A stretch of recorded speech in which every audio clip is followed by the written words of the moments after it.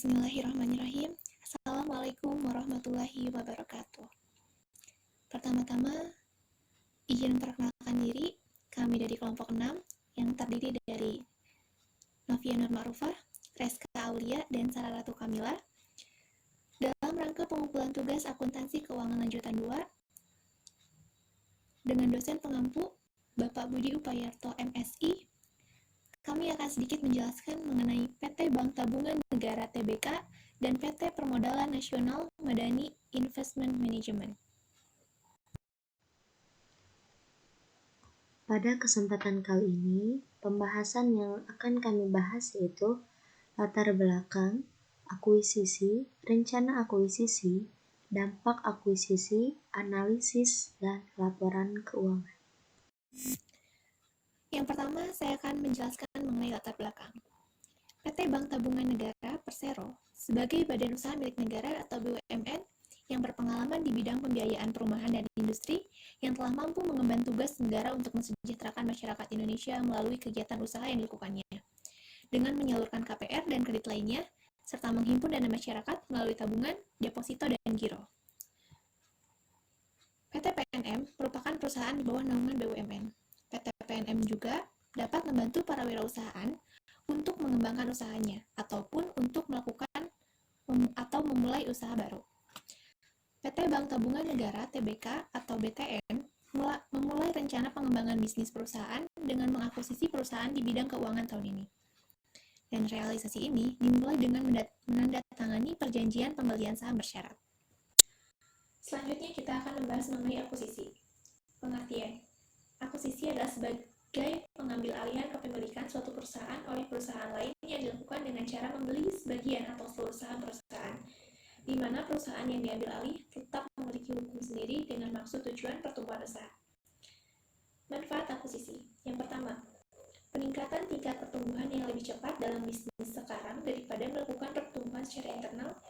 Yang kedua, mengurangi tingkat persaingan dengan membeli beberapa badan usaha guna menggabungkan kekuatan pasar dan pembatasan persaingan. Yang ketiga, memasuki pasar baru. Penjualan dan pemasaran sekarang yang tidak dapat ditembus. Dan yang keempat, yaitu menyediakan managerial skill atau yaitu adanya bantuan manajerial mengelola aset-aset badan usaha.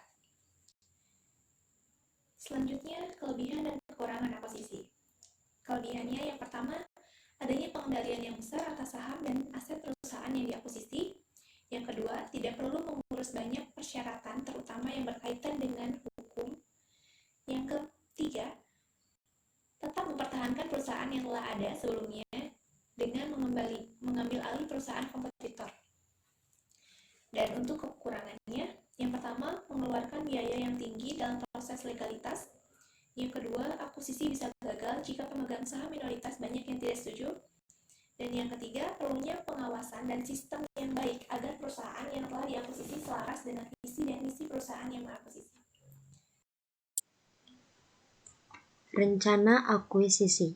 PT Bank Tabungan Negara Tbk segera merealisasikan rencana akuisisi saham di PT Permodalan Nasional Madani Investment Management atau PNMIM. Hingga 85%, rencana itu semakin dekat setelah perusahaan mengantongi persetujuan pemegang saham dalam rapat umum pemegang saham tahunan. Masuknya BTN sebagai pemegang saham mayoritas anak usaha PNM bakal dilakukan secara bertahap hingga tahun depan. Untuk tahap awal, perusahaan akan masuk ke dalam PNMIM dengan membeli 30% saham senilai 114,9 miliar. Proses akuisisi saham tersebut hingga saat ini masih menunggu persetujuan dari OJK. Selanjutnya akan dibahas pada next slide dengan tahapan-tahapan selanjutnya. Lalu di sini ada dampak akuisisi. Dampak akuisisi ini terjadi adanya aksi korporasi dan tak kunjung terrealisasi karena adanya beberapa kendala. Sementara itu, dalam RBB 2019-2021, BTN juga mengincar beberapa perusahaan lain untuk memperluas bisnisnya. Di antaranya, perseroan berencana memiliki anak usaha di bidang asuransi jiwa, asuransi umum, dan perusahaan pembiayaan. Lalu Arif menegaskan bahwa terhambatnya proses akuisisi ini bukan karena belum adanya kesepakatan terkait harga, namun kedua belah pihak saat ini tengah meramu sinergi bisnis yang bisa memperbesar PNM-IM di masa mendatang. Selanjutnya ada analisis. PT Bank Tabungan Negara atau BTN mengakuisisi 30% saham PT Permodalan Nasional Madani Investment Management atau PNM-IM, anak perusahaan dari Permodalan Nasional Madani atau PNM, dalam rangka menyukseskan program 1 juta rumah. Kami ingin memperluas cakupan bisnis kami, terutama untuk meningkatkan kinerja bisnis dan menyukseskan program 1 juta rumah. Dalam akuisisi ini, BTN membeli 33 lembar saham atau setara 30% saham PNM pada PNEIM, kata Direktur Utama Bank BTN Mariono di Jakarta. Mariono juga menambahkan bahwa dengan pembelian saham PNM Investment Management tersebut menjadi bentuk sinergi antar BUMN. Dengan adanya akuisisi ini, maka BTN lebih leluasa menghimpun dan menyediakan dana murah jangka panjang, sehingga diharapkan dapat memberikan skema pembiayaan perumahan yang lebih terjangkau bagi masyarakat Indonesia.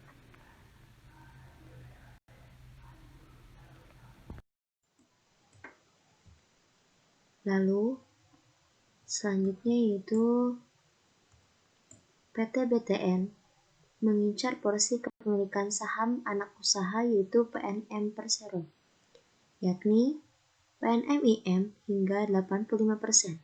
Dengan demikian, perseroan akan menjadi pemegang saham mayoritas PNM-IM.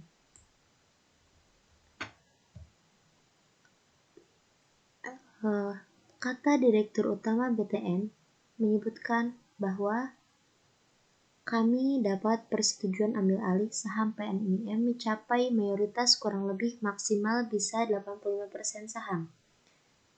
Tetapi itu maksimal, yang penting yaitu mayoritasnya. Dalam pembelian saham ini akan dilakukannya dalam 3 tahap. Tahap pertama, BTN akan mengakuisisi 30% saham PNM-IM yang ditargetkan selesai pada bulan Juni tahun 2019. Untuk tahap awal ini, perseroan telah menandatangani perjanjian pembelian secara bersyarat, yaitu atau disebut Conditional Shares Purchase Agreement pada Senin yang lalu. Rencana akuisisi telah disetujui pemegang saham pada rapat umum. Lalu BTN pun merogoh kocek sehingga 114,3 miliar rupiah untuk pemilihan saham tahap awal.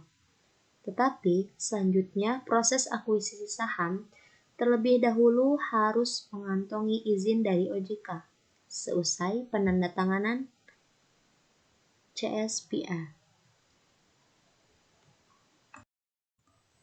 Lalu tahap kedua yaitu BTN akan membeli kembali 30% saham dari PNM-IM sehingga porsi kepemilikan sahamnya menjadi 60%.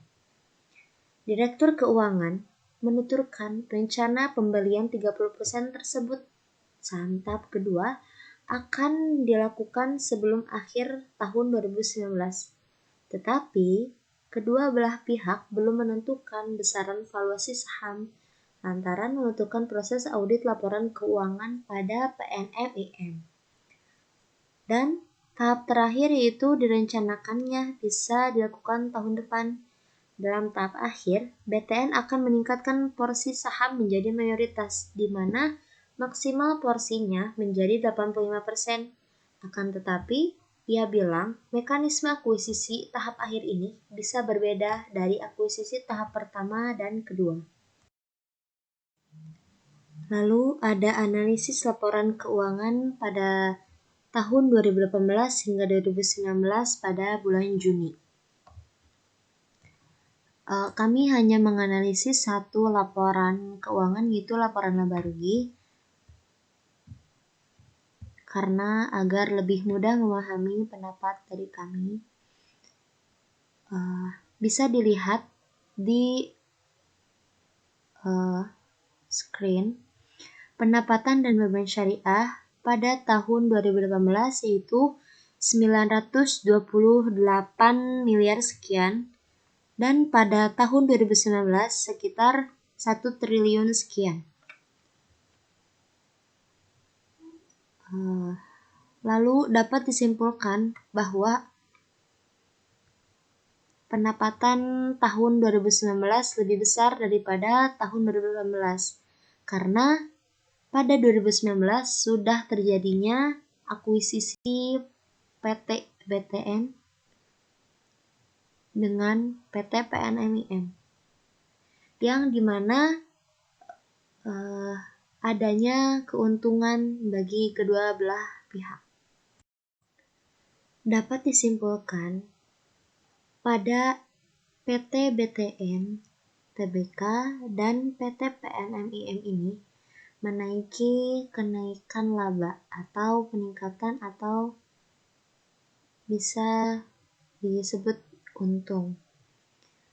PT BTN bakal akuisisi 30% saham PNMIM senilai 114,9 miliar untuk menanggapi target kepemilikan saham perseroan hingga 85%. Sisanya sebesar 25% akan dieksekusi tahun depan dengan mekanisme pembelian yang masih dibicarakan. Lalu pada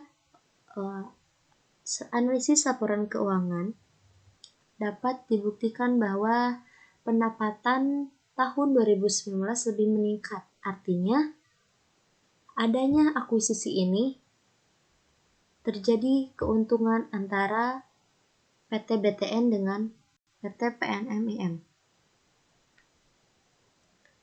Dengan demikian, lini bisnis perusahaan bertambah dengan manajemen investasi pengelola dana tapera sementara. Sekian yang dapat kami sampaikan. Mohon maaf jika banyak penyampaian atau kesalahan kata dalam pemaparan materi kali ini. Kami ucapkan hamdalah, alhamdulillahirrabbilalamin. Terima kasih atas pengertian dan perhatiannya. Wassalamualaikum warahmatullahi wabarakatuh.